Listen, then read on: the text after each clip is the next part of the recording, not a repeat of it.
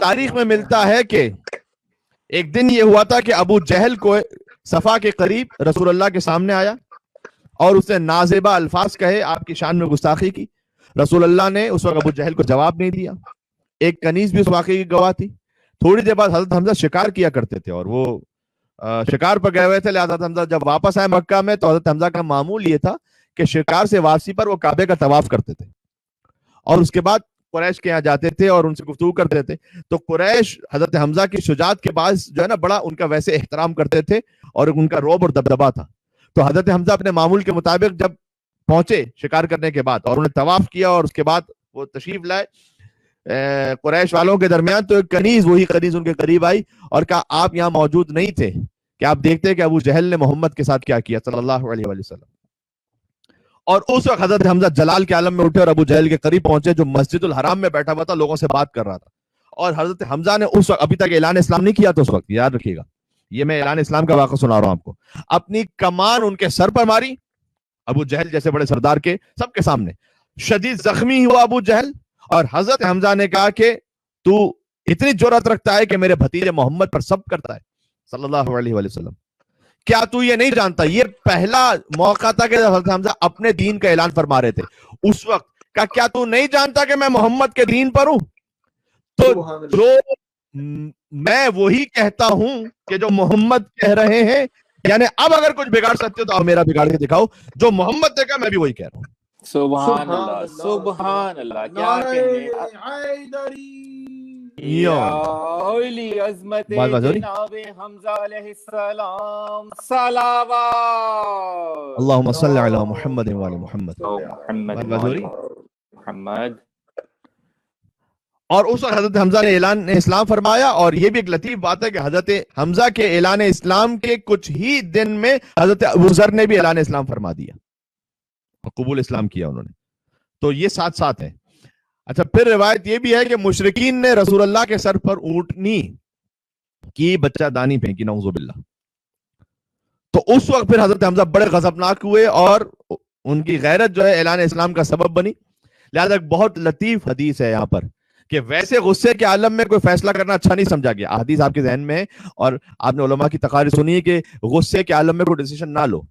حدیث میں ہے لیکن لم تدخل الجنہ حمیۃ، کوئی بھی غصے میں جوش دکھانے والا جنت میں داخل نہیں ہوگا غیر حمیت حمزہ ابن عبد المطلب، مگر حضرت حمزہ ابن عبد المطلب اسی غضب کی وجہ سے جنت میں داخل ہوں گے. سبحان اللہ، سبحان اللہ. چونکہ انہوں نے رسول اللہ کے لیے اپنی غیرت و حمیت کا اظہار فرمایا تھا. وَذَلِكَ حِينَ أَسْلَمَ غَضَبًا لِلنَّبِي صلی اللہ علیہ وآلہ وسلم، اس لیے کہ ان کا غضب رسول اللہ کے دفاع کے لیے تھا. لہذا خود حضرت حمزہ کی حمیت و غیرت ہی انہیں جنت میں لے کے جائے گی. کیا کہنے، بے شک. سبحان اللہ، سبحان اللہ، سبحان اللہ. پھر اس کے بعد جب اعلان اسلام ہے تو بہت زیادہ حالات نہیں ملتے ان کی تاریخ میں کہ حضرت حمزہ کی روز کے جو معمول ہیں وہ کیا ہیں، لیکن جب تک انہوں نے مدینہ ہجرت نہ فرمائی بس اتنا ضرور ملتا ہے کہ جس میں پوری ایک داستانی موجود ہے کہ حضرت حمزہ نے رسول اللہ کے ساتھ مل کر اس وقت پھر اعلانیہ تبلیغ شروع کر دی تھی. لیکن رسول اللہ نے کہ انہوں نے اعلان اسلام فرما دیا تھا حضرت حمزہ نے، تو اعلانیہ تبلیغ اب رسول اللہ کے ساتھ کرتے تھے. اور اہم مواقع پر حضرت حمزہ ابن عبد المطلب اور مولا علی ابن ابی طالب وہ رسول اللہ کی حفاظت پر معمول رہتے تھے کہ کہیں مشرکین مکہ رسول اللہ کے قریب نہ آنے پائے. اور پھر مکہ سے مدینہ ہجرت ہوتی ہے. اچھا، مکہ سے مدینہ ہجرت ہوئی، آپ جانتے ہیں کہ رسول اللہ نے مہاجرین اور انصار کو بھائی بنایا. روز مواخات تھا تو خلیفہ اول کو خلیفہ دوم کا بھائی بنایا، حضرت سلمان کو ابو ذر کا بھائی بنایا، مولا علی علیہ السلام کو اپنا بھائی بنایا، اور روز مواخات حضرت حمزہ کو زید بن حارثہ کا بھائی بنایا. اچھا، یہ وہ واحد صحابی ہیں زید بن حارثہ جن کا نام قرآن میں واضح طور پر آیا ہے. تو جس صحابی کا نام قرآن میں واضح طور پر اتنا کلیئر آیا ہے، ان کا بھائی بنا حضرت حمزہ کو. سورہ احزاب کی آیت نمبر 37 وَإِسْتَقُولُ لِلَّذِي أَنْعَمَ اللَّهُ عَلَيْهِ وَأَنْعَمْتَ عَلَيْهِ أَمْسِكْ عَلَيْهِ زَوْجَكَ وَاتَّقِ اللَّهَ وَتُخْفِي فِي نَفْسِكَ مَا اللَّهُ مُبْدِيهِ وَتَخْشَى النَّاسَ وَاللَّهُ أَحَقُّ أَن تَخْشَاهُ فَلَمَّا قَضَى زَيْدٌ، یہ نام ہے، زَيْدٌ مِنْهَا وَطَرًا زَوَّجْنَاكَهَا لِكَيْ لَا يَكُونَ عَلَى الْمُؤْمِنِينَ حَرَجٌ فِي أَزْوَاجِ أَدْعِيَائِهِمْ اذا قضوا منهم وطرا وكان امر الله مفعولا. یہ پوری آیت ہے. ایک خاص واقعہ ہوا، بس واقعے میں جانے کی تفصیل کا بالکل موقع نہیں کہ حضرت زید کے ساتھ کیا واقعہ ہوا تھا کہ جس پر آیت نازل ہوئی. بہرحال حضرت حمزہ کو مواخات میں حضرت زید کا بھائی بنایا. اور پھر پیغمبر اکرم نے رمضان پہلی ہجری کا رمضان تھا، مدینہ میں آنے کے بعد پہلی ہجری کا رمضان، جنگ کا سب سے پہلا پرچم حضرت حمزہ کے لیے باندھا. سب سے پہلے وہ شام سے پلٹنے والے جو قریش کا کاروان تجارت تھا اس کا راستہ روکنے کے لیے وہ سریے کی قیادت کی انہوں نے. حضرت حمزہ 30 مہاجروں کے ساتھ سوار ہو کر ساحل سمندر پر واقع ایس نامی علاقے میں پہنچے. وہاں ابو جہل کی سرگردگی میں 300 سواریوں کا سامنا انہیں کرنا ہوا. پھر مجدی بن عمر نامی شخص نے دونوں فریقین کے درمیان امن کا معاہدہ کروا دیا اور کوئی جھڑپ نہیں ہوئی اور فریقین جو ہے وہ جنگ کیے بغیر واپس آ گئے. پھر حضرت حمزہ مختلف غزوات میں جو کم معروف ہیں جیسے غزوہ ابوا ہے، غزوہ ذوالعشیرہ ہے، غزوہ بنی قینقاع ہے، اس میں رسول اللہ کے لشکر کے علمدار رہے. اور پھر غزوہ بدر میں تو سبھی جانتے ہیں کہ حمزہ سپاہ اسلام کے صف اول میں تعینات ہیں. حضرت حمزہ ہیں، علی بن ابی طالب ہیں، عبیدہ بن حارث ہیں، جو 3 وہ افراد کے جو رسول اللہ نے بعد میں بھیجے تھے. پہلے تو کچھ عام لڑنے والوں کو بھیجا انصار میں سے، اس کے بعد مشرکین مکہ نے، قریش والوں نے کہا کہ ہمارا ایک مقام اسٹیٹس ہے، ہم ان سے نہیں لڑیں گے، تم کسی ایسے کو بھیجو کہ جو نسب میں اعلیٰ ہو. اور پھر حضرت حمزہ، علی اور عبیدہ بن حارث، یہ ایک حضور کے چچا یعنی حضرت حمزہ اور 2 حضور کے چچا کے بیٹے ہیں، علی اور عبیدہ. میں جلدی پڑھوں تاریخ تاکہ یہ باتیں کچھ پتہ بھی ہیں مومنین کو آ جائیں تسلسل میں. پھر حضرت حمزہ نے ہندا کے باب عتبہ کو واصل جہنم کیا، اس کا تعلق بنتا ہے ان کی شہادت سے. حضرت حمزہ نے ہندا کے باب عتبہ کو واصل جہنم کیا. ہندا کا باپ، بھائی اور چچا تینوں بدر میں مارے گئے علی اور حمزہ کی تلواروں سے. سبحان اللہ. لہٰذا ہندا نے نظر مانی تھی کہ وہ حضرت حمزہ کا کلیجہ چبائے گی اور اس نے وحشی غلام سے کہا تھا کہ یا علی کو قتل کرو یا حمزہ کو، تو تجھے انعام و اکرام بھی دوں گی اور بعض تاریخوں کے مطابق یہ کہ اپنے آپ سے مقاربت بھی دوں گی. بس اتنا میں کہہ سکتا ہوں، اس سے آگے نہیں کہہ سکتا. اس وحشی نے ابتدا میں غزوہ احد میں مولا علی کے قتل کا ارادہ کیا لیکن میدان میں ہمت نہیں ہو سکی کہ وہ علی پر نیزہ چلائے. سب سے پہلے وہ وحشی جو ہے وہ حضرت علی بن ابی طالب کو شہید کرنا چاہتا تھا اور پھر اس نے جا کر حضرت حمزہ پر وار کیا اور حضرت حمزہ کو شہید کیا اور ان کا کلیجہ نکال کر ہندا بن عتبہ کے حوالے کیا. ہندا نے اپنا لباس اور زیور جو ہے وحشی کو دے دیا بطور تحفہ اور وعدہ کیا کہ مکہ پہنچ جا پھر تجھے 10,000 دینار اور انعام بھی دوں گی. اور پھر ہندا حضرت حمزہ کے لاشے کے قریب آئی اور بدن کا مسئلہ کرنا شروع کیا اور ان کے اعضائے جسمانی سے ہار بنائے، کنگن بنائے، بالیاں بنائی، حتیٰ کہ پازیب بھی بنائی حضرت حمزہ کے اعضائے بدن سے. یہ کتاب المغازی کی جلد نمبر 1 صفحہ نمبر 285 پر لکھا ہوا ہے، وہاں سے آپ خدمت میں عرض کر رہا ہوں کہ کنگن بنائے، بالیاں بنائی، پازیب بنائی اور ان کو اپنے ساتھ مکہ لے کر گئی وہ. اور جب اس نے مسئلہ کر دیا حضرت حمزہ کے لاشے کو تو پھر معاویہ بن مغیرہ اور ابو سفیان نے دوبارہ آ کر حضرت حمزہ کے بدن کو مسئلہ کیا اور ان کا جو لاشا تھا اس پر پھر سے ضربیں لگائیں. ویسے ہی نہیں کہ امام سجاد علیہ السلام دربار شام میں حضرت حمزہ پر ناز کرتے تھے. سبحان اللہ، سبحان اللہ. ایسے ہی نہیں، بے شک بے شک.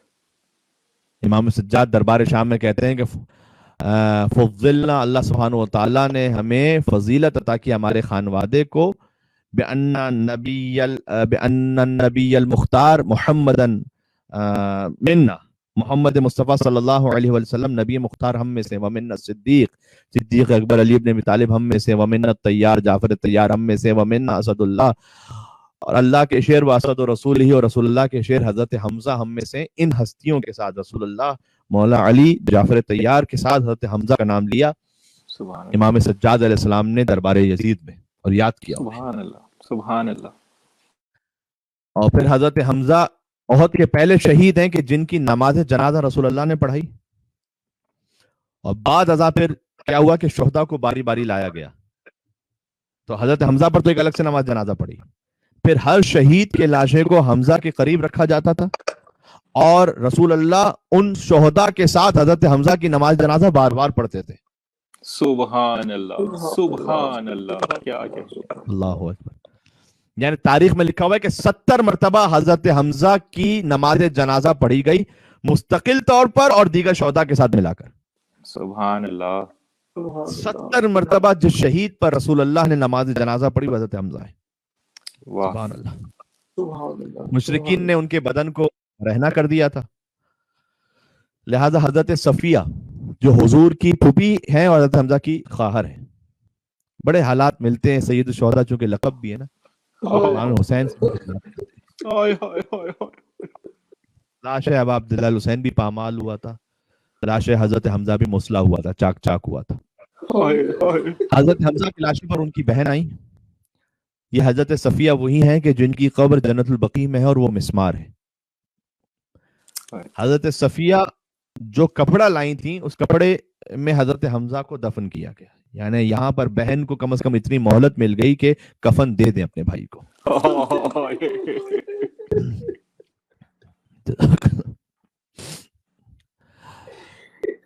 رسول اللہ نے حضرت حمزہ کی جب حالت دیکھی تو بہت گریا کرتے تھے، اور جب انصار کے اہل خانہ کو دیکھا، جب مدینے پلٹے تو انصار کے اہل خانہ کو دیکھا کہ سب اپنے اپنے شہداء کے لیے گریا کر رہے تھے، تو فرمایا کہ کیا حمزہ کو رونے والا نہیں ہے کوئی؟ جیسے رسول اللہ کی تمنا حسین پر گریے کے لیے ویسے حضرت حمزہ پر گریے کے لیے. یاد رکھیے. تو سعد ابن معاذ نے حضور کی بات سن لی اور انصاری خواتین کو رسول اللہ کے گھر پہ بھیجا کہ جاؤ حضرت حمزہ کا پرسہ پیش کرو رسول اللہ کو. اور اس کے بعد دیکھیں سبحان اللہ کتنی آپ شباہتیں ڈھونڈ سکتے ہیں. ہمارا جب کوئی دنیا سے گزر جاتا ہے ابھی تو طریقہ یہ رہا کہ پھر انصاری خواتین وہ اپنے کسی بھی مرحوم پر رونا چاہتی تھی تو پہلے حضرت حمزہ پر روتی تھی اور بعد میں پھر اپنے مرحوم پر روتی تھی. سبحان اللہ سبحان اللہ سبحان اللہ. یہ ساری عزاداری کی دلیلیں بھی ہو سکتا ہے میں محرم میں کچھ اس حوالے سے بات بھی کروں آپ کی خدمت میں. پھر روایت یعنی یہ سب رسول اللہ کے سامنے ہو رہا تھا بلکہ رسول اللہ کے حکم پر ہو رہا تھا. کون کہتا ہے کہ شہید پر رونا بدعت ہے؟ سبحان اللہ. کون کہتا ہے کہ شہید تو چونکہ زندہ ہے لہٰذا نہ رو؟ رسول اللہ کیا آپ ان سے زیادہ جانتے ہیں کہ رسول اللہ تو سید الشہداء کے لیے کہہ رہے ہیں کہ گریا کرو، بلکہ تنبیہ کر رہے ہیں کہ تم اپنے مرحومین پر رو رہے ہو تو میرے چچا حضرت حمزہ پر رونے والا کون ہے؟ اور پھر اس کے بعد انہوں نے گریا کروایا اور خود گریا کیا اور حضرت حمزہ کے سوگ میں 3 دن تک لباس عزا پہنا گیا. آخری جملہ ایک اور بھی کہہ دوں پھر مسلسل مصائب پر آتا ہوں کہ بی بی فاطمہ زہرا بھی قبر حضرت حمزہ پہ جاتی تھی. یہ بھی تاریخ میں حالانکہ احد کافی دور ہے مدینہ سے، لیکن بی بی فاطمہ زہرا قبر حضرت کچھ تو تسلی ملتی ہوگی نا بی بی کو حضرت حمزہ کی قبر پہ جا کے. جو بی بی پر مظالم ہوئے تو اپنا دکھ حضرت حمزہ سے جا کے کہتی تھی ان کی قبر پہ جا کے کہ وہ کہتی ہوں گی کہ آپ میرے بابا کے چچا ہیں تو آپ مدافع رسالت تھے، آپ گزر گئے، اے حمزہ، اے چچا حمزہ، اے میرے جد حمزہ، اگر آپ موجود ہوتے تو اس وقت ظاہر ہے کہ علی سا تنہا نہ ہوتے. بلکہ ایک حدیث ہے کہ اگر حدیث سنا رہا ہوں، حضرت حمزہ اور حضرت جعفر طیار جن کی شہادتیں پہلے ہی ہو چکی تھیں، اگر یہ 2 ہستیاں فقط علی ابن ابی طالب کے ساتھ ہوتی نا تو حق کے فاطمہ اور حق کے علی غصب نہ کیا جاتا. یہ حدیث موجود ہے. یعنی ساری امت ایک طرف اور فقط حضرت حمزہ اور حضرت جعفر طیار ایک طرف. جرأت نہ ہوتی کسی کی کہ وہ حق کے علی ابن ابی طالب غصب کر لے. حضرت حمزہ کی قبر پہ جاتی تھی بی بی فاطمہ اور آپ نے قبر کے گرد جناب پتھر رکھ کر ایک نشان لگایا تھا وہاں پر، اور حضرت حمزہ کی خاک قبر سے ایک تسبیح بنائی تھی بی بی فاطمہ نے. سبحان اللہ. یہ سید الشہداء کی قبر سے تسبیح بنانا یہ سنت فاطمہ زہرا سلام اللہ علیہ. سبحان اللہ سبحان اللہ. آج ہم حسین کی قبر مطہر سے یا اس کے اطراف میں جو خاک موجود ہے خاک شفا سے تسبیح بناتے ہیں. بی بی فاطمہ سلام اللہ علیہ نے حضرت حمزہ کی قبر سے تسبیح بنائی تھی. بات واضح ہو رہی ہے. بس عزیزوں پہلے ہی آپ گریا کر چکے ہیں، ایک آمادہ ہیں، میں چند جملے عرض کرنا چاہتا ہوں. بہرحال پھر سے آن لائن مجلس کا ایک سلسلہ ہے، دل تھوڑا سا ٹوٹا ہوا ہے اور ایک تھوڑی سی غربت کا احساس پھر سے ہو رہا ہے، لیکن حسین کا جو غم ہے نا بس وہی سہارا رہتا ہے. اور جب غربت میں بیٹھے ہوتے ہیں تو امام حسین کے غم میں مزید گریے کی کیفیت طاری ہو جاتی ہے کہ ہم یہ سوچتے ہیں کہ ہم چند دنوں کے لیے، چند لمحوں کے لیے اپنے گھر میں محصور ہو جاتے ہیں تو ایک عجیب سی بے چینی کا احساس ہوتا ہے. سلام ابا عبداللہ الحسین علیہ السلام پر، جنہوں ان کے گھر پہ رہنے نہیں دیا گیا تھا، مدینہ سے باہر نکل دیا گیا. حسین کو مکہ چھوڑنا پڑ گیا خانہ خدا کی حرمت کی خاطر. اور پھر حسین کے خیموں کو کہاں رکھا گیا؟ خیموں کو جلا دیا گیا. اہل بیت کے گھروں پر عجیب مصیبت ہے کہ دشمن وہ، اب میں کہنا چاہتا ہوں جملہ، وہ کمظرف کہ جنہوں نے میدان جنگ میں کبھی کسی دشمن اسلام کو نہیں مارا، انہوں نے آ کر محمد اور علی اور حسین کی بیٹیوں کو مارا.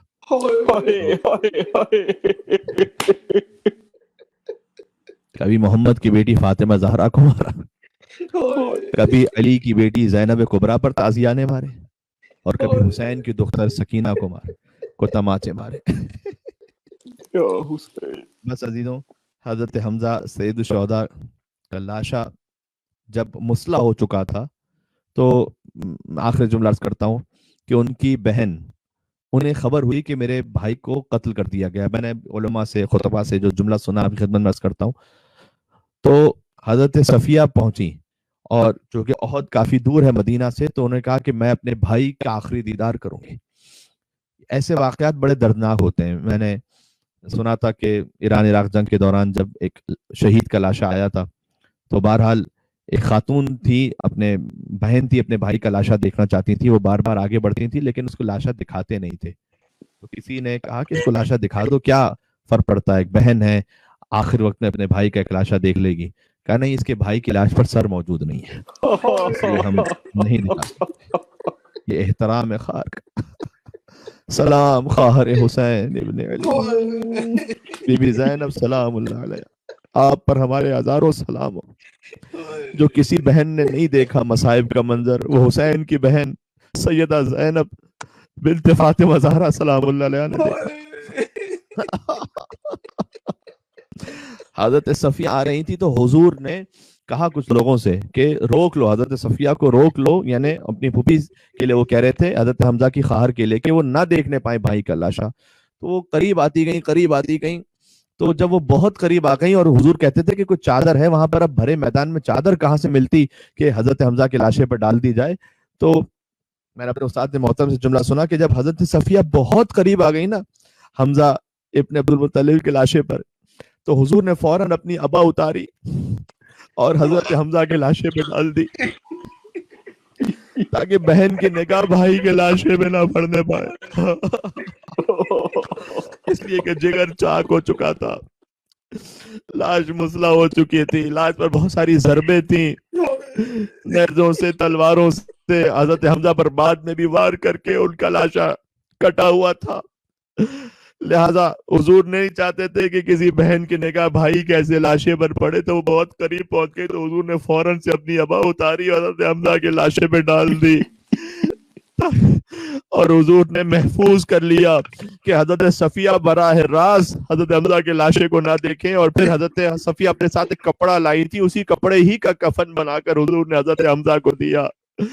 لا یومک یومک یا ابا عبداللہ، اے آقا حسین، جیسے آپ کی مظلومیت کا دن تھا ویسے کسی کا دن نہیں تھا. حضرت حمزہ سید الشہداء ہیں لیکن ان کے لاش کے لیے کفن کا اہتمام بھی ہوا اور بہن نے وہ منظر نہیں دیکھا، اس لیے کہ حضور نے اہتمام فرما دیا. سلام دختر علی ابن ابی طالب، خار حسین دل زینبیہ سے فریاد کرتی رہی، اما فیکم مسلم، کیا تم میں کوئی مسلمان نہیں ہے کہ جو حسین کی لاش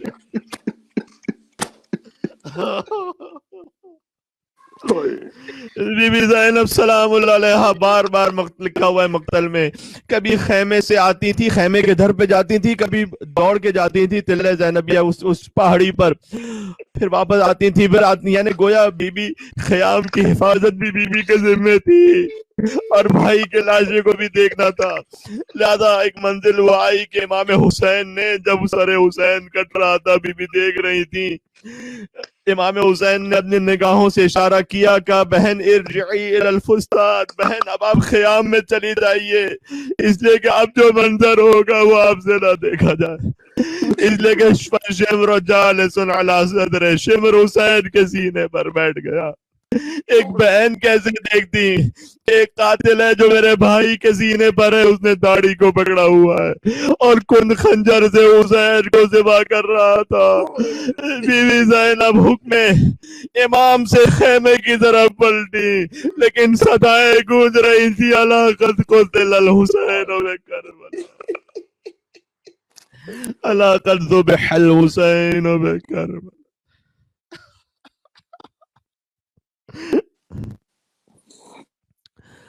وَسَيَعْلَمُ الَّذِينَ ظَلَمُوا عَلَى مُحَمَّدٍ أَيَّ مُنْقَلَبٍ يَنْقَلِبُونَ السلام علیک یا ابا عبداللہ سید الشہداء ابا عبداللہ الحسین علیہ السلام۔ اے بی بی فاطمہ آپ جاتی تھی حضرت حمزہ کی قبر پر، لیکن جب بی بی زینب آئی حسین کی قبر پر تو کیا عالم تھا۔ کہہ رہی تھی اے بھیا آپ کی امانت میں شام کے زندان میں چھوڑ کے آ رہی۔